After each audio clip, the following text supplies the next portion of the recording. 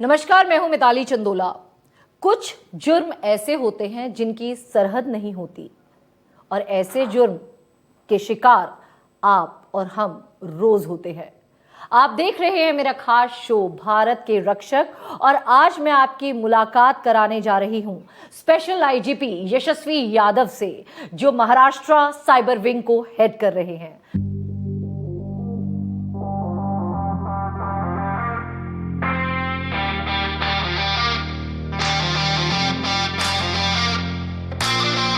Bharat express में आपका खास स्वागत है सर। थैंक यू सर, मेरा पहला सवाल, साइबर की जब बात आती है तो इसमें सरहद नहीं होती, जोन्स बढ़ जाते हैं, स्टेट के हिसाब से ऑफिसेस भी होते हैं, साइबर इन्वेस्टिगेशंस आप भी करते हैं, लेकिन इस जुर्म को मुकम्मल करने के लिए एक कमरा, हाई स्पीड इंटरनेट और गैजेट, और वो कहीं पर भी, चाहे वो जामतारा में बैठा है, मेवात में बैठा है या फिर विदेश में बैठा है, कहीं पर भी वो कोई भी जुर्म को साइबर रिलेटेड अंजाम दे देता है। दिस इज एब्सोल्युटली ट्रू, क्योंकि साइबर क्राइम को बॉर्डरलेस या बाउंड्रीलेस क्राइम भी कहा जाता है जी।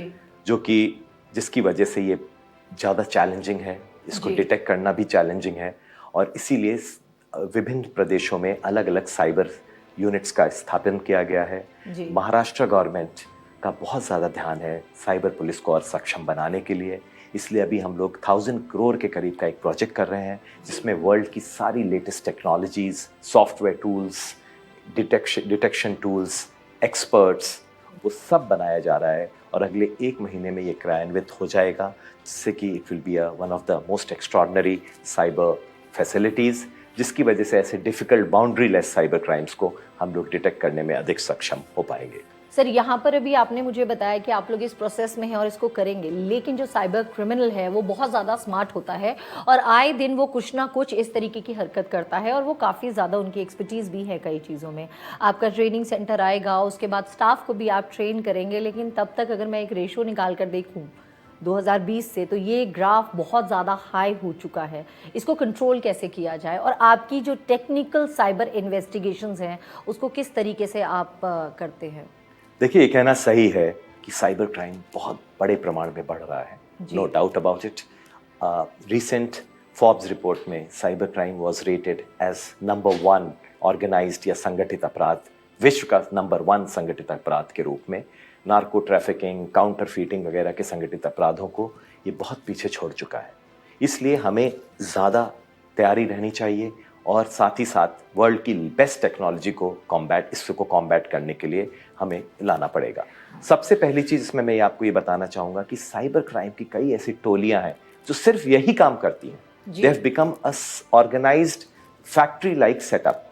फ्राइडे को वो कोई साइबर क्राइम या मॉलवेयर इंट्रोड्यूस करते हैं और सैटरडे संडे जैसे नॉर्मल ऑफिस में छुट्टियां होती हैं, छुट्टी के बाद मंडे को उसका इफेक्ट्स देखने आते हैं, जिसमें चाहे रैंसमवेयर हो, सेक्सटॉर्शन हो, डेटा थेफ्ट हो, डेटा लीकेज हो, इस तरह की चीजें हो रही हैं। इनसे लड़ने के लिए हम अपनी पुलिस को निरंतर ट्रेन कर रहे हैं, लेटेस्ट सॉफ्टवेयर्स, टूल्स, टेक्नोलॉजीज को हम प्रोक्योर कर रहे हैं और साथ ही साथ हम एक ऐसा डेटाबेस ऑल ओवर इंडिया का बना रहे हैं जिसमें cyber criminals, habitual cyber criminals को हम उसमें इंक्लूड कर रहे हैं। सर, यहाँ पर अभी आपने नार्को ट्रेड की बात करी है, तो मैं तो ये कहूँगी यहाँ पर कि नार्को ट्रेड का जो पैटर्न था, जो ट्रेडिशन था, वो बदल गया।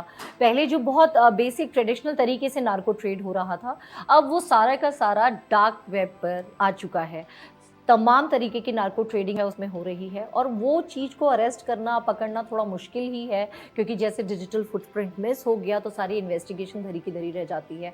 ऐसे केस में ड्रग टेररिज्म को रोकने के लिए आप क्या करते हैं? बिकॉज अगर मैं स्पेशली आपके महाराष्ट्र की बात करूँ, मुंबई की बात करूँ, तो यहाँ पे ऐसे कई केसेस हुए हैं जिसमें ये चीज़ भी साबित हुई है कि नार्कोटिक्स वॉज द रीज़न कईयों की डेथ का, और आज भी कई लोग उस नशे की चपेट में हैं। जी हाँ, darknet has come as a very big challenge, क्योंकि डार्कनेट को ऑर्डिनरली आप एक्सेस नहीं कर सकते हैं। उसके लिए एक स्पेशल ब्राउज़र, जिसको the onion router, Tor browser बोलते हैं, वो आपको डाउनलोड करना पड़ेगा।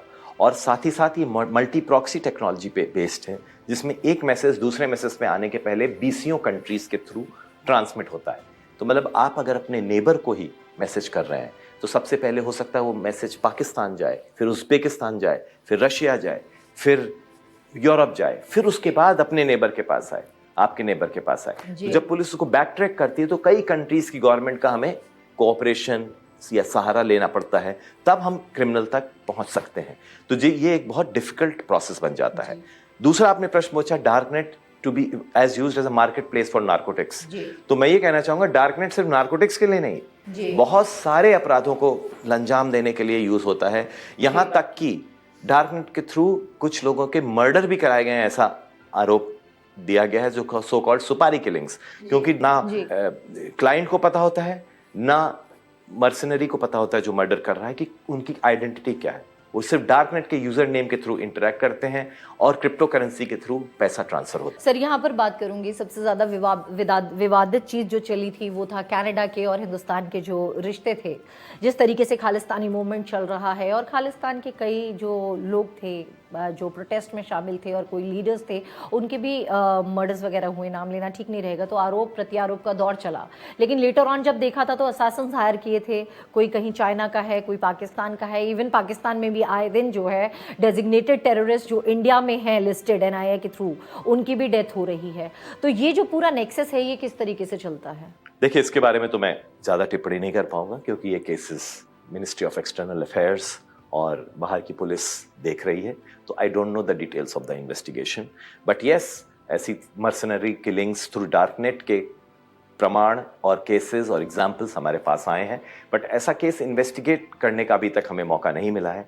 But it is said to be a sort of a full proof killing that one can do.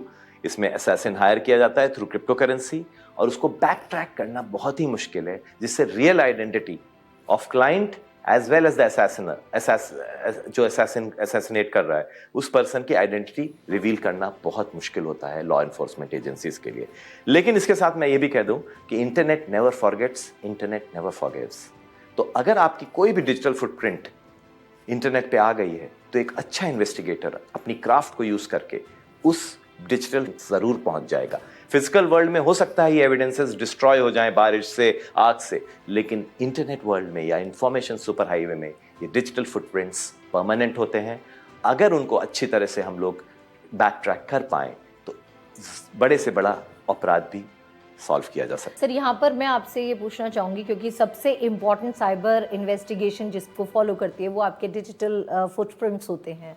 तो अभी आपने कहा कि डिजिटल स्पेस में भी पूरी इन्वेस्टिगेशन, बट व्हाट इफ अगर आपका डिजिटल फुटप्रिंट गायब हो जाए, एक ऐसा पॉइंट आए जहाँ पे डिजिटल फुटप्रिंट्स ही नहीं है, बिकॉज वहाँ पर जो डार्क नेट का हम बात करते हैं, डीप वेब की बात करते हैं, सब कुछ एनोनिमस है और एक तरह से उनकी लॉयल्टी भी इसी उस पे चलती है। 15 मिनट्स के लिए खोलेंगे, उसके बाद उस चीज़ को बंद कर देंगे। चाहे वहाँ पे नार्को ट्रेड की हम बात कर लें, ह्यूमन ट्रैफिकिंग की बात कर लें, या फिर आर्म्स एमिनेशन ट्रेड की बात कर लें, तो वहाँ पे सब कुछ क्विक होता है और एक इतना ट्रस्ट रहता है कि सब कुछ एनोनिमस है, फिर भी काम हो रहा है सारा। देखिए, एनोनिमिटी ऑन इंटरनेट ये एक मिथ है जी। सबसे पहली बात तो ये मैं बताना चाहूँगा, there is nothing anonymous on internet. बहुत सारे क्रिमिनल्स इंफॉर्मेशन सुपर हाईवे में इसलिए प्लंज करते हैं क्योंकि उनको लगता है वो एनोनिमस है जी।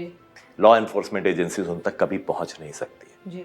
लेकिन मैं आपको ये बता दूं, जितने भी अनियंस होंगे, जो अनियन रिंग बोला जाता है, द अनियन रिंग राउटर, जितने भी अनियन रिंग्स होंगे, लेकिन उसका मुख्य स्रोत तक पहुंचाना संभव है। हालांकि एक डिफिकल्ट टास्क हो सकता है, उसके लिए क्राफ्ट चाहिए, हार्डवर्क चाहिए, एसिडुअसनेस चाहिए। अगर ये तीनों चीजें मिल जाएं तो एक लॉ एनफोर्समेंट एजेंसी वहां तक पहुंच सकती है। लेकिन कई बार हमें इंटरनेशनल कोऑपरेशन नहीं मिलता।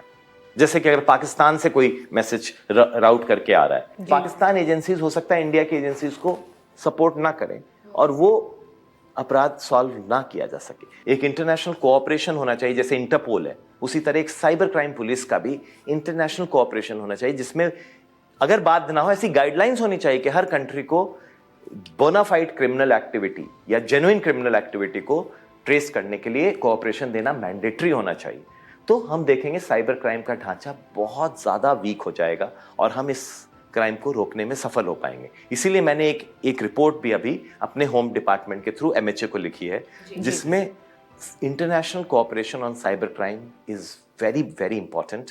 दूसरा इंपॉर्टेंट चीज है कि साइबर क्राइम जो एकदम से बड़ा है, उसका मेन कारण है क्रिप्टो करेंसी, क्योंकि पेमेंट्स पहले फिजिकल अकाउंट से देने पड़ते थे, तो उससे क्रिमिनल ट्रेस हो जाता था।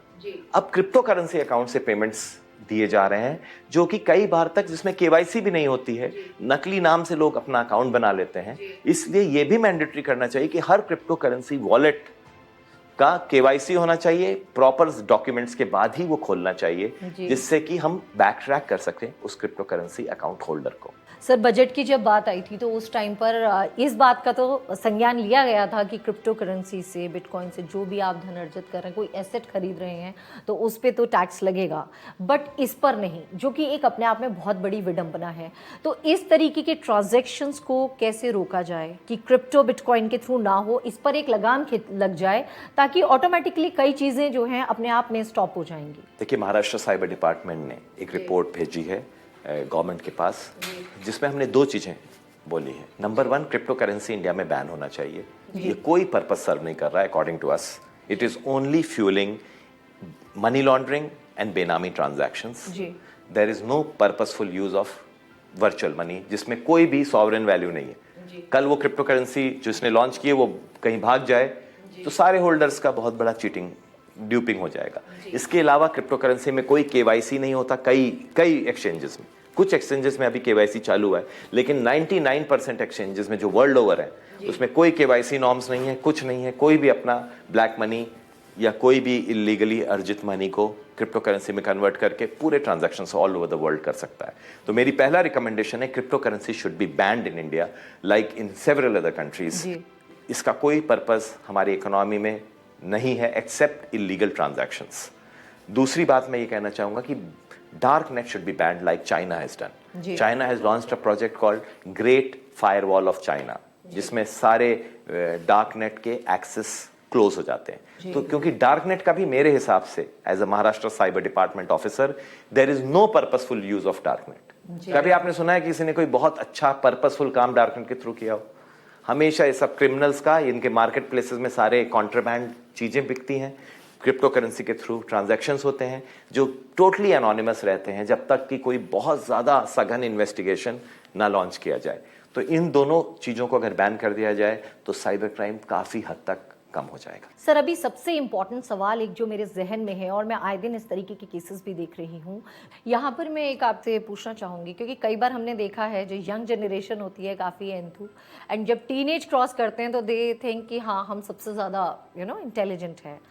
गाय बगाए जो ऊपर का नेट सर्फेस जो कॉमन वर्ल्ड के लिए भी अवेलेबल है, उसको सर्व करते करते कई बारी वो डार्क नेट का, डीप वेब का एक्सेस कर लेते हैं, और कई बारी मौज मस्ती में ही they enter into the world of crime, और कई बार उनको इस तरीके के साइबर क्रिमिनल्स अपनी ट्रैप में ले लेते हैं। जो first timer young generation cyber criminals होते हैं, जो जाने अनजाने में इस जुर्म को कमिट कर लेते हैं, उसको किस तरीके से लिया जाता है? देखिए, इंडिया में इस वक्त लगभग 70 करोड़ से ज़्यादा स्मार्टफोन्स हैं।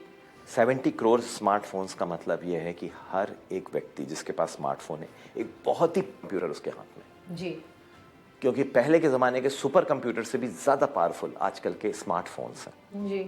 तो लेकिन इतने ज़्यादा फोन्स इंडिया में आने के बाद भी जी, उनको यूज़ करने का अवेयरनेस अभी तक इंडिया में नहीं आई जी। क्या साइबर सिक्योरिटी के अवेयरनेस नॉर्म्स होने चाहिए, किस तरह से इनका सेफ यूज़ होना चाहिए, ये अभी तक परकुलेट नहीं हो पाया है। हमने देखा है कई सीनियर सिटीजन्स स्मार्टफोन यूज़ कर रहे हैं, लेकिन उसके सेफ्टी फीचर्स उनको नहीं मालूम है। कई छोटे बच्चे स्मार्टफोन्स यूज़ कर रहे हैं, उसमें गेम्स खेल रहे हैं, गेम्स के थ्रू क्रिमिनल्स के साथ उनका इंटरेक्शन हो रहा है, और फिर ब्लैकमेलिंग, सेक्सटॉर्शन, किड्स का, पोर्नोग्राफी, चाइल्ड पोर्नोग्राफी, ये सब चीज़ें हम देख रहे हैं। तो सबसे पहली चीज़ है कि साइबर डिपार्टमेंट्स को मेजर अवेयरनेस ड्राइव्स लॉन्च करनी चाहिए, क्योंकि prevention is the best cure. ऐसे प्रिएम्प्टिव मेजर से काफी हद तक साइबर क्राइम्स रोके जा सकते हैं। जरा गौर से सुनिएगा आप लोग, स्मार्टफोन ले लिया आप लोगों ने, हाई स्पीड इंटरनेट भी है और बड़ा मज़ा आता होगा हर चीज़ को एक्सेस करने में, लेकिन आपको पता है जिस तरीके से आप साइबर क्राइम की दुनिया में खुद को धकेल रहे हैं, अवेयरनेस सबसे ज़्यादा मैंडेटरी है। और सबसे बड़ी बात यहाँ पर आती है, ज़रा गौर से देखिएगा इन सारी बातचीत को, क्योंकि आप खुद को अवेयर कर पाएंगे और साइबर क्रिमिनल की गिरफ्त से आप खुद को बचा सकते हैं। पुलिस अपना काम करेगी, एक जर्नलिस्ट के माध्यम से आपको अवेयरनेस भी हो जाएगी, लेकिन अलर्ट मोड पे आप ही को रहना पड़ेगा। आम जनता के लिए सबसे बड़ा सवाल अभी ये आ जाता है सर कि सब कुछ वो इस्तेमाल कर रहे हैं, अभी तो व्हाट्सएप भी हैक हो जाता है, ई सिम का बड़ा चलन चल रहा है, और साथ में जो बुजुर्ग होते हैं वो बहुत वनरेबल होते हैं। कई बार कॉल्स आती हैं कई लोगों को कि तुम्हारी सैलरी ट्रांसफ़र करनी है, कई बार आता है लॉटरी गेम सिस्टम होता है, ल्योर करते हैं किसी ना किसी तरीके से और फिर वो चपेट में आ जाते हैं। और अगर कोई इसकी, चलो साइबर क्रिमिनल आम पब्लिक को तो ट्रैप में ले रही है, आप लोगों की तरफ से ऐसे क्या क्या मेजर्स उठाए जाते हैं कि keeping a tab on them, किसी तरह से इस चीज़ पे रोकथाम हो जाए? देखिए, this is a major syndrome called digital illiteracy. लोगों को बिल्कुल भी कई बार ऐसी जानकारी नहीं होती है कि एक तरह का साइबर क्राइम का मोडस ऑपरेंडी है। साइबर क्रिमिनल्स हर दिन अपना मोडस ऑपरेंडी या कार्य करने की शैली को रोज बदलते हैं। जैसे आपने देखा होगा फेडेक्स टाइप के स्कैम्स आ गए, या फिर आप कोई मूवी को लाइक्स कीजिए आपको उसके पैसे मिलेंगे, इस टाइप से। तो ये ल्योर करते हैं, इंड्यूसमेंट है, और शुरू में उनको कुछ रिटर्न्स भी देते हैं, 1-2 लाख रिटर्न्स दे दिया और फिर करोड़ों रुपए का नुकसान कर दिया। इनसे लड़ने का एक ही तरीका है, अवेयरनेस। सबसे पहली बात, जैसे बैंक के कोई भी अधिकारी कभी आपका पिन या सीवीवी नंबर फोन पे नहीं मांगेगा, ये बैंकों ने कई बार लोगों को बताया, लेकिन फिर भी लोग अपना पासवर्ड, पिन, यहां तक कि ओटीपी तक फोन में दे देते हैं और उनका पूरा बैंक अकाउंट खाली हो जाता है। इंसान कहीं ना कहीं आज के युग में तन्हा है, दोस्त ढूंढता है, डेटिंग एप्स हैं, फेसबुक, मैसेंजर, और कई बारी डिस्ट्रेस हालत में वो अपनी इंटरनल चीज़ें शेयर कर लेता है सामने। उसको कई बारी लगता है कि भाई महिला है, या महिला को कई बारी लगता है कि पुरुष है, लेकिन ये भी एक स्कैमस्टर्स जो हैं स्कैम चला रहे हैं। तो इसमें जितने भी सोशल नेटवर्किंग प्रोफाइल, चाहे मैं इंस्टाग्राम की बात करूं, ट्विटर की बात करूं, स्नैपचैट की बात करूं, सारे ही सोशल प्लेटफॉर्म्स के जरिए ये सारी चीज़ें हो रही हैं। तो पहली बात, इस पर कैसे लगाम लगाई जाए, कैसे आइडेंटिफाई किया जाए कि जेन्युइन कौन है, क्योंकि डेटिंग ऐप्स, मैट्रिमोनियल साइट्स ये अपने आप में एक तरह से स्कैम बनती जा रही हैं, और सेक्सटॉर्शन के केसेस भले ही महिला हो, पुरुष हो, बच्चा हो, हर किसी के साथ हो रहा है। देखिए, sextortion has become a big monster. India is becoming the sextortion capital of the world. और इसमें मैं आपको ये बताना चाहूंगा, 4 जनरेशन ऑफ सेक्सटॉर्शन क्राइम्स हैं। फर्स्ट जनरेशन में लड़के ही लड़की बन के लोगों को ल्योर करते थे। सेकेंड जनरेशन में उन्होंने टेक्नोलॉजी यूज किया, वॉइस चेंजिंग एप्स, जिससे कि लड़के की आवाज लड़की जैसे लगे। थर्ड जनरेशन में उन्होंने देखा एक संगठित रूप में एक ग्रोह बने जो लोगों को सिर्फ ब्लैकमेल करके उनसे पैसा लेना चाहेंगे। और चौथा भी जनरेशन आ गया है जिसमें महिला ही रिक्रूट हो रही हैं और वो वीडियो कॉल करके ल्योर करती हैं और फिर सेक्सटॉर्शन करने की कोशिश करती हैं। तो ये 4 जनरेशन ऑफ सेक्सटॉर्शन क्राइम्स है। इनसे बचने का सबसे बेहतर तरीका यही है कि अनजान लोगों के साथ आप वीडियो कॉल कभी ना करें, क्योंकि आर्टिफिशियल इंटेलिजेंस अभी आ गई है, जिसकी वजह से डीप फेक और डीप न्यूड टेक्नोलॉजी आई है, जो किसी भी व्यक्ति के वीडियो को कन्वर्ट कर सकती है उनके न्यूड वीडियो में। तो इसलिए आपका अगर वीडियो किसी क्रिमिनल के पास आ गया है, वो कभी भी आपके लिए ऑब्जेक्शनेबल वीडियो के रूप में कन्वर्ट हो सकता है। पहले ये तरीका बहुत ही क्रूड था, लोगों को साथ दिख जाता थी तो मॉर्फिंग की गई है, लेकिन अब इतना सोफिस्टिकेशन आ गया है कि लोग पहचान ही नहीं सकते ये रियल वीडियो है या इसको मॉर्फ करके या आर्टिफिशियल इंटेलिजेंस का यूज करके ये वीडियो बनाया गया है। तो मेरी सबसे पहली चेतावनी भी कह लीजिए या सुझाव भी कह लीजिए सारे नेटिजन्स के लिए ये है कि please don't accept video calls from unknown numbers. पहले आप उसका पूरी तरह से खातिरी कर लीजिए, आप उसकी पूरी तरह से वैलिडेशन कर लीजिए, उसके बाद ही वीडियो कॉल कीजिए। किसी रिलायबल पर्सन के साथ, किसी अननोन स्ट्रेंजर के साथ बिल्कुल भी वीडियो कॉल ना करें। दूसरी बात, कभी, जैसे मैंने पहले भी बोला, इंटरनेट नेवर फॉरगेट्स। अगर आपने अपनी कोई ऑब्जेक्शनेबल पिक्चर या ऑब्जेक्शनेबल बात इंटरनेट पे शेयर की है, तो इंटरनेट में वो हमेशा के लिए रहने वाली है, कभी भी वो डिलीट परमानेंटली नहीं होगी। आपने देखा, आप फोन पे भी डिलीट करते हैं, फिर भी ऐसे सॉफ्टवेयर हैं हमारे पास जिससे डिलीटेड डेटा रिट्रीव हो जाता है। इसलिए कभी भी ऑब्जेक्शनेबल चीज इंटरनेट पे ना डालें। अगर आपने डाली है तो समझ लीजिए वो उस क्रिमिनल के पास तो है ही, साथ ही साथ इंटरनेट में भी किसी ना किसी सर्वर में हमेशा के लिए मौजूद है। सर, यहाँ पर आपने एआई का जिक्र करा है तो मैं एआई के ऊपर ही आना चाहूँगी। अब इलेक्शंस के टाइम पे हमने देखा पीएम का भी बना दिया गया डीप फेक वीडियो, गृह मंत्री का भी बना दिया गया, मुकदमा भी दर्ज हुआ, इन्वेस्टिगेशंस हुई, वो पॉलिटिकल एक गेम था। चलो, सुपर पावर्स हैं इंडिया की तो उनकी केस भी रजिस्टर हो गए। आम आदमी के साथ ये चीज़ लगातार हो रही है और आम तौर पर एक इंसान शर्म के मारे, स्पेशली मिडिल क्लास के जो लोग होते हैं, जब इस ट्रैप पे आते हैं तो वो कई लोग सुसाइड का रास्ता इख्तियार करते हैं। और हिंदुस्तान में अगर मैं पूरा डाटा निकाल कर देखूँ एनसीआरबी का भी, साइबर क्राइम से रिलेटेड कई लोगों ने सुसाइड भी करा है। कितना फेटल है ये एआई, बिकॉज इन्वेस्टिगेशन में कितनी दिक्कतें आ सकती है, ये भी मैं जानना चाहूँगी। देखिए, एक केस हमने अभी सॉल्व किया जी। जिसमें एक मेडिसिन पढ़ने वाली लड़की, वेल एजुकेटेड, जी। वेरी टैलेंटेड, पोएम्स लिखती थी, वो पोइट्री करती थी, साथ में पेंटिंग्स बनाती थी, she was a very promising painter as well as a poet. उस पर्सन को एक ऐसी एक्सटॉर्शन का शिकार हुई जिसको हम लोग साइबर बुलिंग बोलते जी। हैं या साइबर स्टॉकिंग बोलते हैं। जी। उस लड़की को एक व्यक्ति ने बहुत परेशान किया। पहले उन लोगों में दोस्ती थी तो कुछ ऑब्जेक्शनेबल मटेरियल भी एक्सचेंज हुआ। जी। उसके बाद ब्लैकमेलिंग, एक्सटॉर्शन चालू कर दिया। इससे वो परेशान होकर उसने सुसाइड कर लिया। जी।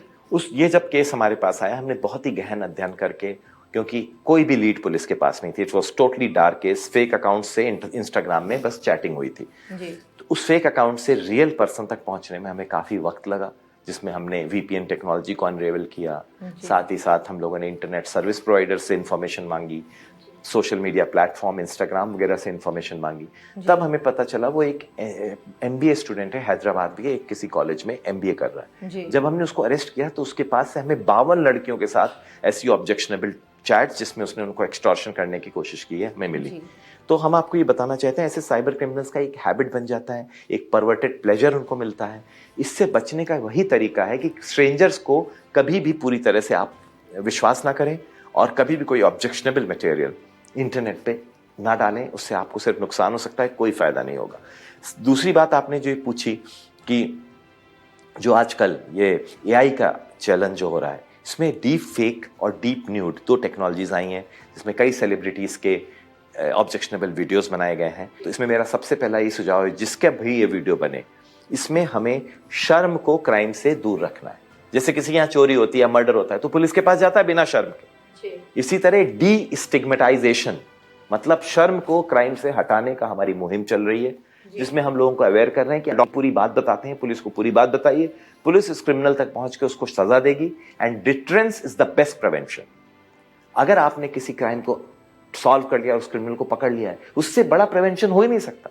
जैसे कि एक लड़की की भले ही इस मैटर में जान गई, लेकिन 52 लड़कियों को पुलिस ने बचाने का काम किया। इस तरह से बहुत सारी चीजें हैं कि हमें पूरा सावधान रहना चाहिए। कोई भी नई टेक्नोलॉजी आने के पहले उसकी सावधानियां भी सीखनी चाहिए। जैसे यदि कोई ड्राइविंग सीख रहा है तो उसको उसकी सावधानियां भी तो सीखनी चाहिए, वरना वो रेकलेस ड्राइवर बन जाएगा। इसी तरह जब आप इंटरनेट में ये सब नए नए चीजें कर रही हैं, आर्टिफिशियल इंटेलिजेंस कर रहे हैं या फिर deep fake, deep new technology, dark net, ये सब जगह जा रहे हैं, तो उसकी सावधानियां भी पता चलनी चाहिए, वरना अभिमन्यु की तरह आप चक्रव्यूह में तो घुस जाएंगे, लेकिन आपको वापस आने का रास्ता नहीं। इस कलयुग में मैं ये कहूंगी कि बहुत सारे अभिमन्यु हैं जो इसी चक्रव्यूह में घूमते जा रहे हैं, और उसके बाद कई बार जो एंड है वो काफी दर्दनाक होता है। आप गौर से सुनिएगा, be a voice not an echo. खुसुर पुसुर गॉसिप्स में मत पड़िए। अगर कोई घटना घटित हो रही है आपके साथ तो उसको तत्काल प्रभाव से रिपोर्ट कीजिए, ताकि आप साइबर क्रिमिनल की गिरफ्त से बच सके। एक बार मेरे साथ हर साइबर वॉरियर और साइबर सब बोलते हैं, जय हिंद, जय भारत।